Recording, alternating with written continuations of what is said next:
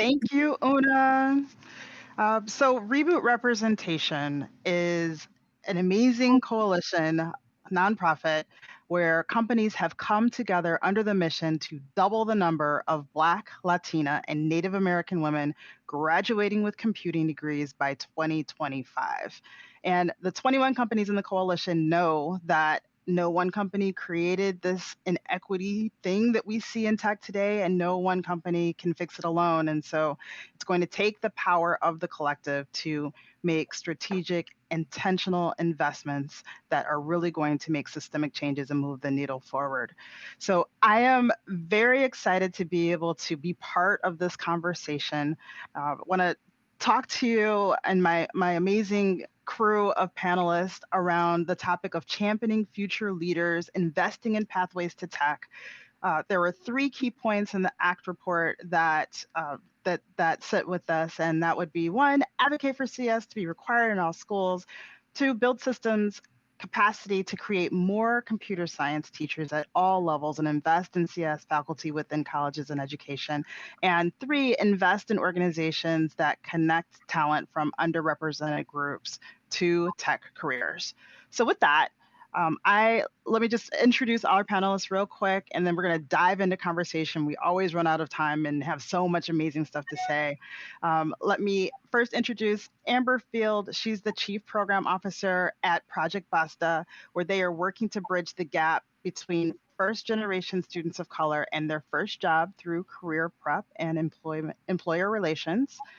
Marcus Sawyer. He's the founder and CEO of EQ Community, and they're focused on they're a professional network, and they're working towards building and accelerating diversity and inclusion for people of color by really focusing on community and a safe learning environment. Thank you, and welcome, Marcus. And Dr. Katie Hendrickson, she is the Chief of Staff at Code.org, and Code.org is a nonprofit that is dedicated to expanding participation in computer science through engagement, intentional school participations and partnerships, as well as state and federal advocacy. So welcome, everybody. I'm going to jump right in with questions. Amber, I want to start with you. Can you talk a little bit about how Project Basta is helping to close the employment gap for first-generation students? Sure. Welcome. Thanks so much for having us today. I'm really excited to be here and part of this conversation on behalf of Basta and the students that we get to work with. So I think if we all were to go back and look at our own experiences of when it was time to get a job, we knew we needed to tighten up our resume and start networking and look for opportunities and, practice interviewing skills. And we know that young people are doing those things, yet they're still not connecting with career pathway jobs. And so since 2016, Basta has been singularly committed to bridging the gap between first generation students, that's students who are the first in their families to go to school, or have perhaps a sibling who's gone ahead of them, and connecting them with jobs that offer salary, benefits, room for growth, and use the really hard earned degrees that they have worked incredibly hard to secure throughout their college careers. And so when we think about first gen students and some of the barriers they're facing and what they need, it's really demystifying the job search process. I think when you are if you haven't been the first one to go to school, you need to connect with people. You need to connect with the decision makers, or what steps you're supposed to take, or even, what internships. And so through our Basta programming, young people go through 10 weeks or 50 hours of content and career readiness programming to understand not only what their strengths are and, what it is they want to get out of their work experience, but again, the resume, the cover letters, prepping for interviews, and connecting them and working really closely alongside employer partners who are committed to diversifying their talent pipelines. We believe that a bridge is built from both sides. And so not only are we working with the young people, but we're also working with employers who are committed to working alongside first generation students as well. Awesome. That is so cool, and thank you for calling out some of the barriers that you're helping the students to break through. Can you talk a little bit more, a little bit deeper about the programming that is helping the tech industry access these amazing underrepresented young adults? For sure. So one of the things I was saying before is that it's also about employers who are committed to diversifying their pipelines. And so through our programming, fellows come into Basta and are able to have access to events and to companies that perhaps they would not have had access to previously or outside of Basta programming. So a fellow or a job searcher at any point in their experience with Basta would just have access to partners who are offering informational interviews, events that allow them to learn more about the industry and the specific roles within that industry, and really build network, build up that network of people who are really committed to championing them and connecting them with opportunities. So the events that we lead, we have, and also just entry level positions. Our employer partners are saying that we will be their talent pipeline. And so when they have opportunities that come up, we connect them directly with our fellows. So we sort of do the hard work of finding their incredible talent and really help to connect them with that.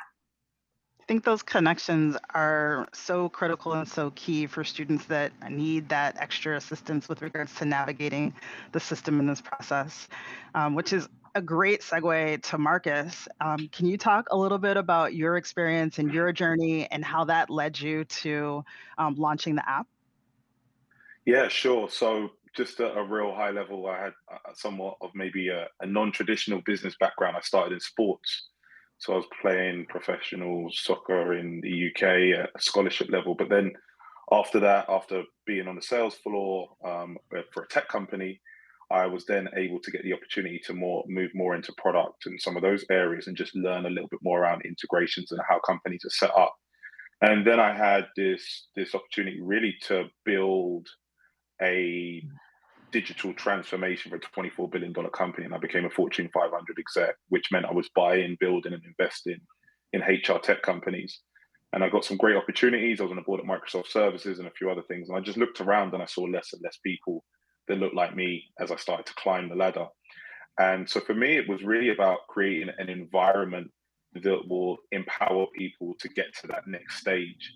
And so we focus on mid to senior level roles within tech. So people that are currently within the tech industry or want to get in the tech industry and want to make over 100K. And then we partner with organizations that say, hey, we want to do something around DE and I, but we're not really sure how. So my thinking was, what am I passionate about? I want to help people get access to more opportunities. What do I know about? I've been in the recruiting industry for 18 years. And then where is there an opportunity to drive things forward? And just at a real high level, the areas that we support these individuals on are what I really call the 4 Cs. So making sure that you've got access to a community that's going to support you. So people you can bounce ideas off of. You've got those connections that can open doors, and then you've got visibility on the careers. And then the 4th C ultimately leads to that capital, which would really accelerate yourself and your family to transform into whatever you want to be and whatever you want to do. So that's a bit about my journey in the background and some of the work we're doing at EQ. I love those 4 Cs. I just want to remind the audience members the link at the bottom. Make sure you can drop your questions in there and we will try to get to them. But Marcus, to continue a little bit further, can you talk a little bit more about how the EQ community is really focusing on and how they've worked towards accelerating access to diverse talent? Yeah, so just to give some examples, there are many situations where, like Amber had mentioned before, there's a kind of challenge around like the visibility and the network that you have to see what's available. So firstly, you come in based on interests, so things that excite you in and around the business world. So that could be crypto, it could be wealth creation, it could be just your like learning about your side hustle. And then we learn a bit more about you inside the community, and then there are companies that are interested in getting connected with you. So with the companies, we drive referrals, because a lot of time we've heard is that the best way we get talent is through referrals. The challenge with that is if you're getting referrals from the same folks, you're going to get the same folks inside the organization. Yeah. So we focus on that mid to senior level. So even when you hire people inside your organization at mid to senior, guess what? They're going to refer people into your business as well. And just like a real anecdotal kind of story, we had one person that came into the community. They ultimately 10x'd their salary. They got over $1 million in stock, and that was because they were just referring people and becoming an ambassador inside of the community. So it's really about helping each other out, but in a deliberate way. I love deliberate. My word of the year has been intentional. So Okay. with that, how can the audience members help to amplify the work that's happening? Yeah, so if you would like to be part of the community as an individual, there's a way for you to join at eq.community. If you're a company and you're thinking about how do you like build out your referral network, how do you get access to more like, visibility on the talent that exists, we can also connect you in that way. I think one of the things that you can maybe do internally, and so just like outside of EQ, is really think through your referral strategy. Like, are you getting the referrals that you want to drive diversity and inclusion inside of your organization? And that's a big topic that we have conversations about. And also, are you able to retain that talent when they come in? Are you creating that environment where they feel safe and they feel like they can accelerate and thrive? So those are just some of the maybe things that you could think about inside your organization, but we're happy to drive referrals to companies as well. Awesome. I actually want to throw that same question over to Amber. What can the audience do to help amplify the work that's happening with your organization? Oh, I would say that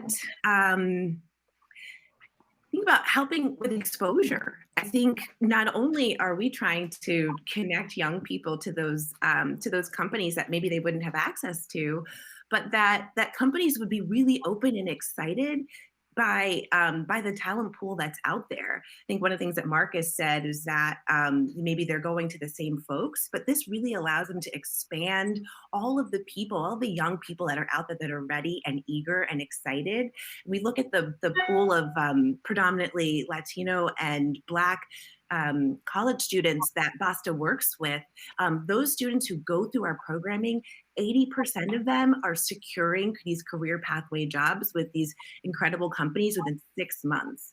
That number shoots up to over 90% within 12 months. And so where companies are really eager to bring in young talent and incredible talent, the Basta programming is allowing that to happen. And so one of the things that I would say to employers and to partners is really about access and exposure and in providing opportunities for people to learn more about your company and sort of pulling back the curtain on what it means to work in this industry or to work at your particular company and all of the different ways that can look.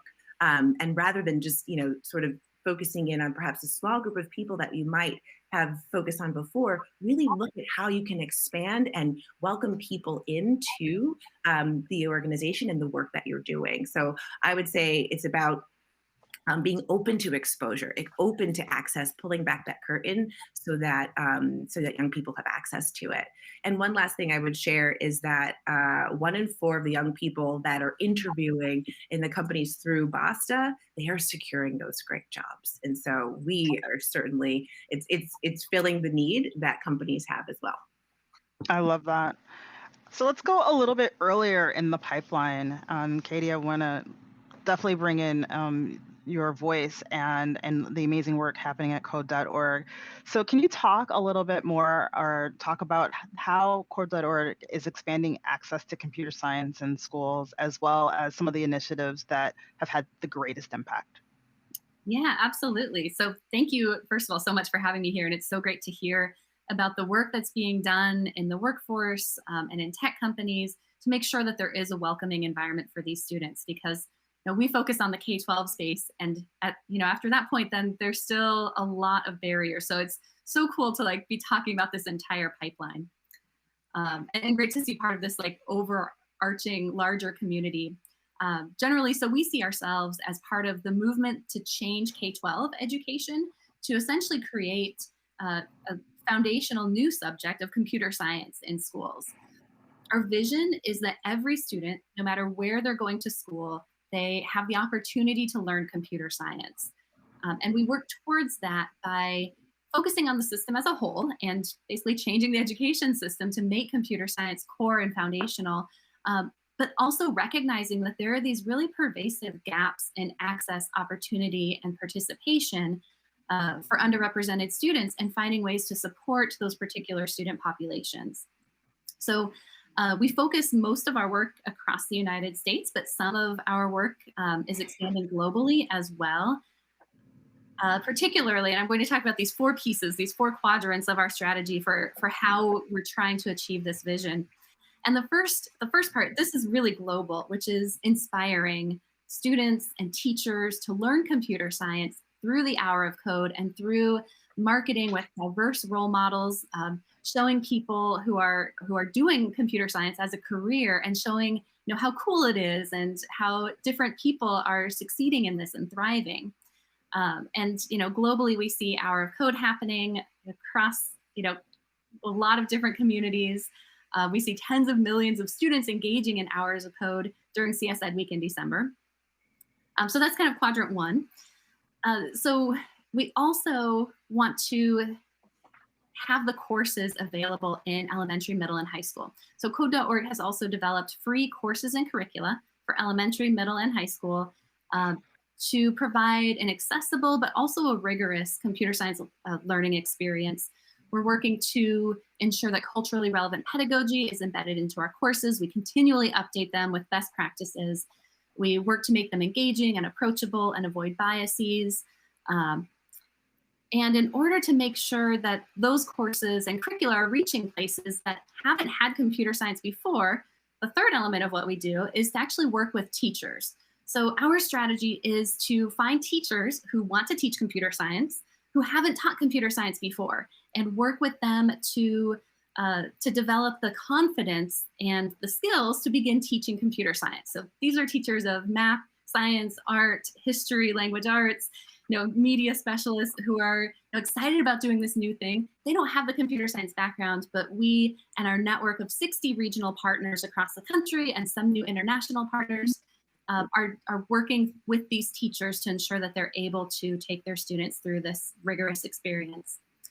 And then the fourth quadrant of what we do is to essentially change the policies of the education system. So at the national, the federal US level, the national level in other countries, and then at the state level in the United States, changing the state policies to make computer science part of the education system. Yes, all of those quadrants are so important. So I know that you guys are not short of being bored or being shy over there. So I think that one thing that is definitely top of mind to all those that have been paying attention with regards to education over the last 2 years and the lapse the students have had in reading and math. Is there anything that Code is doing specifically to help handle or address that? And then also top of mind for me is at the later portions of the pathway, we know that tech transcends industry. And then as you were talking about teacher training and having the teachers have that lens, we know that everything marries with tech. So history can marry with tech and art can marry with tech. And so how are we also helping the teachers understand that as they are trying to teach this current generation of students? Yeah, that's such a great question and such a great lead into exactly what we're focused on. We recognize that schools right now and districts are focused on getting students back up to speed on core subject areas. There are a lot of different competing priorities. But what we also know from research is that computer science helps students in other content areas. Computer science helps to develop critical thinking, creativity, reasoning, skills that are also really helpful in these core content areas of math and reading. And so students who learn computer science, that's going to support their skills in other content areas too. So at code.org specifically, we're working to develop more of these modular units that teachers can use to embed computer science concepts into other subjects. So particularly at the elementary school level, we have these computer science connections modules, and these are intended for teachers, a general classroom teacher, maybe who's teaching a math lesson or a science lesson or a history lesson, to support the teaching of that content area and also develop some understanding of computer science content areas by embedding these two areas together. So we're really excited about this. And what I'm also really excited about is that this will enable a different way of implementation of computer science in K through 5, where it doesn't have to be like this extra standalone thing. This can really be done in that other class or in that other content area time. And it is going to be incredibly powerful in engaging students in elementary school in those early grades before they start to develop stereotypes about computer science, before students start to see portrayals on media and see that computer science might not be for them. They can start to actually experience it and see, wow, I'm really good at this. I really enjoy this. I want to do more of this. Absolutely. Can you talk a little bit more about the state and federal advocacy, and then what are some of the 2023 goals? Yeah, that's something that we're really focused on, is making sure that, you know, we're not just getting computer science in schools, but we're also making sure that it sticks and that it stays there. And part of that is making sure that, you know, we have computer science is treated the same way at the state level as math, science, language arts, history. Those core content areas are treated. So, you know, developing computer science standards for K-12, or teacher certifications or credentials to teach computer science. These are things that a lot of states didn't have until a couple of years ago. And now there's just this groundswell of states recognizing that they need to kind of create some of these policy areas to support and continue supporting their teachers in computer science.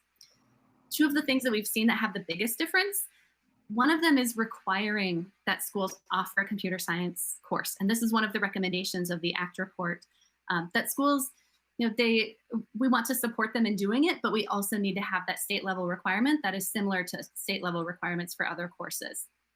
And we're also seeing now a new policy that we're starting in our coalition, our advocacy coalition is starting to pursue, which is a graduation requirement in computer science. So currently 5 states require all high school students to take a computer science course before graduating from high school. And in the state that has kind of fully implemented this, they've rolled it out, and we've now seen what it looks like for all students to have to take a computer science course. We're seeing some incredibly promising work for increasing diversity in computer science. So not just in those intro required courses, but in all computer science courses, we're seeing them virtually eliminate their gaps for female students, for students based on race and ethnicity, for students in poverty, for English language learners. And so there's some really great lessons to be learned here about, you know, how to do this well, and also how when students are exposed to and have a chance to learn computer science, they're more likely to just continue studying it. So we need to make sure that all students have those opportunities and that exposure. Awesome. I'm going to grab an audience question, and Katie, I'd like for you to start, but Marcus and Amber also weigh in. And the question is, do you think that tech companies have a responsibility to use their incredible power and resources to influence education policy? Yeah, Katie. that's a great question. Absolutely, we need that the power and resources from tech companies to help make these changes. Code.org has an advocacy coalition that works to change these policies together.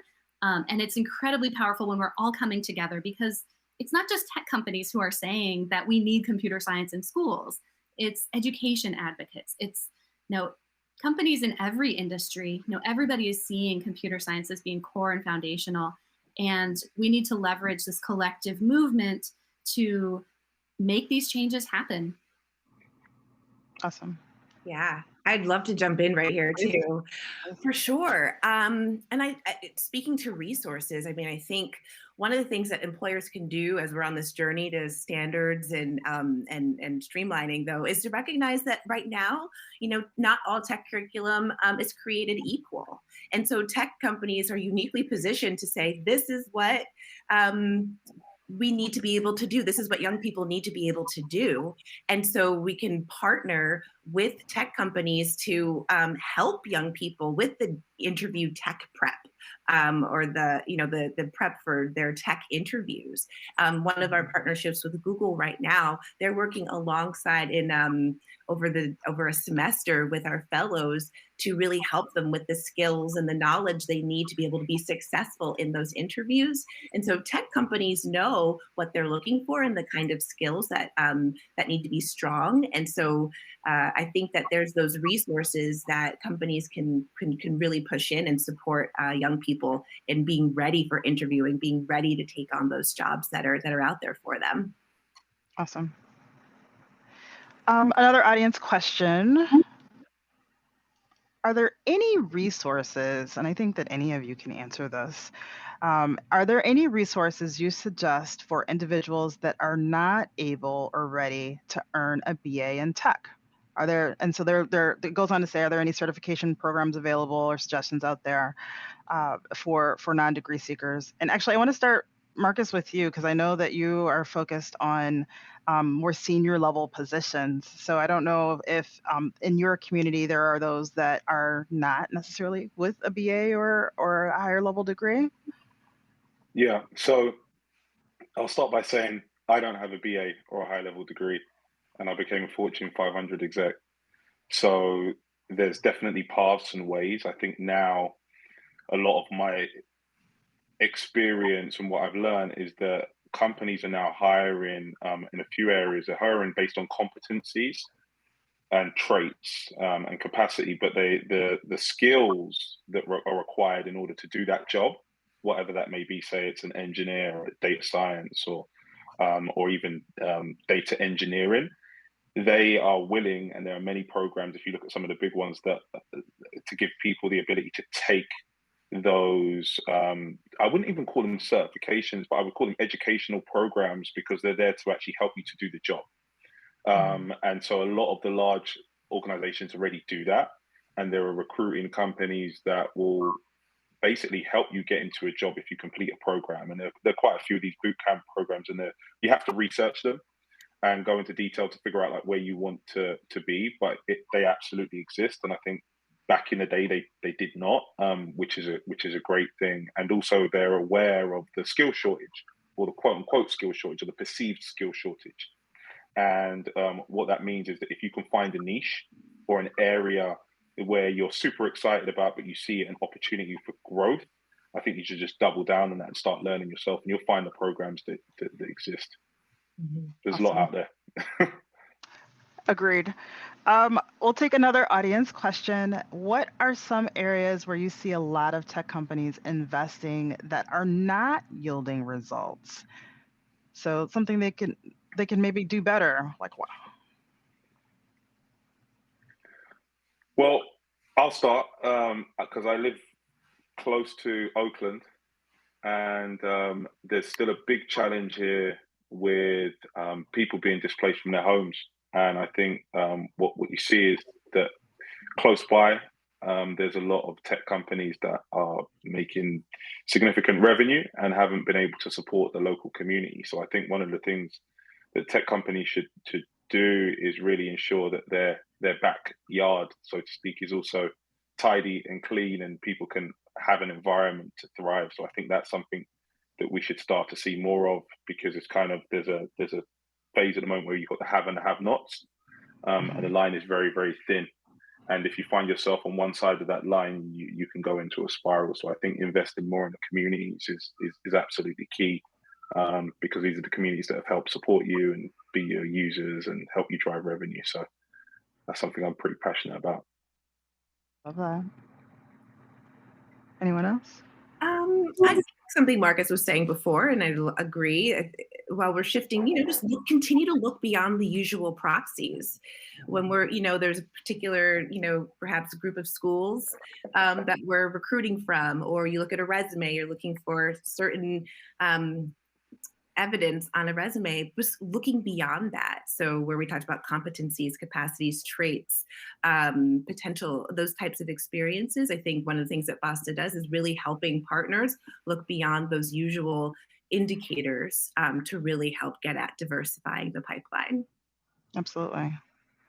That is the perfect segue into this next audience member question that says, it sounds like tech companies might be starting a little bit late at the college point to get folks from underrepresented groups into the tech pipeline. At what stage in the career process should tech companies get involved? And I want to start with this one because I love the diversity that we represent in different portions of the pathway. And I think that one of the challenges has always been really connecting the dots between the amazing organizations doing great work for the student, for the learner to actually be a real pathway to get them from kindergarten up to the boardroom or entrepreneurship if that's what they choose. So